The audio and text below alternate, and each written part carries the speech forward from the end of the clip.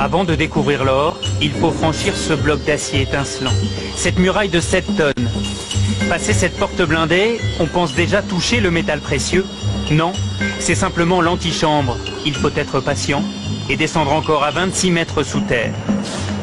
Et devant nous, une seconde porte colossale. Seuls 5 agents de la Banque de France ont un accès permanent au coffre et donc les clés pour nous y emmener.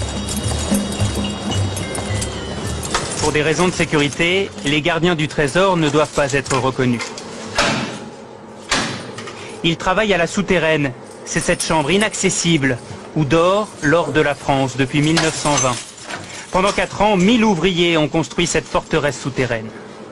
Dans la souterraine de la Banque de France, l'or se présente sous 2 aspects. Vous avez la barre, elle pèse 12,5 kg. Cela représente à peu près 250 000 €. Et vous avez quelque chose de beaucoup plus léger, le lingot.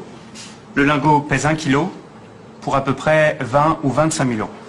Et au total, 2500 tonnes d'or reposent sur ces étagères. Cela représente 54 milliards d'euros. Depuis 5 ans, le stock a diminué. La France a vendu 500 tonnes d'or pour acheter des devises en dollars et en yens. Et alors, c'est quoi votre travail ici? On y manipule énormément. Nous sommes que 3 en France à le faire. Et ça vous fait quoi de manipuler de l'or? D'abord c'est beau, et puis c'est mythique. Il faut le voir, puis il faut l'entendre aussi, parce que on dirait du cristal.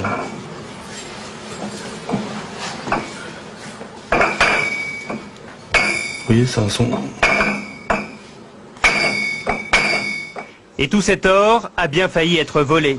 Nous sommes en juin 40, les Allemands sont à Paris, 4 officiers nazis se présentent à la Banque de France et demandent qu'on ouvre les coffres. Oui, mais ils sont vides. L'or est déjà sur les routes. Il y a 2800 tonnes d'or à évacuer, ce qui est considérable.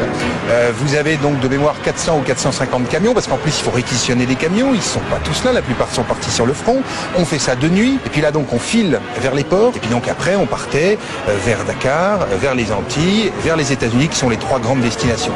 Seule une caisse de 50 kilos d'or est déclarée perdue. Elle est tombée dans le port de Brest, et certains disent qu'elle a été repêchée. Après la guerre, l'or retrouve son écrin. Aujourd'hui, avec ce stock de 2500 tonnes, la France est le 3e plus gros détenteur d'or au monde, derrière les États-Unis et l'Allemagne. Cet or, c'est la forme ultime de paiement dans le monde. Donc, ça fait partie de ce qui donne le crédit à la France, à l'économie française. C'est de la monnaie sous une autre forme que nous gardons précieusement contre tous les vols, toutes les tentations qui pourraient exister. Et comme vous l'avez vu, je peux vous garantir que c'est très très bien gardé. Jamais des cambrioleurs n'ont essayé de rentrer. C'est de toutes les manières impossible. Avant de ressortir, nous longeons ces caisses en aluminium, encore de l'or. Et puis, au détour d'une salle, des sacs de pièces sonnantes et trébuchantes. Des dollars qui rappellent la ruée vers l'or.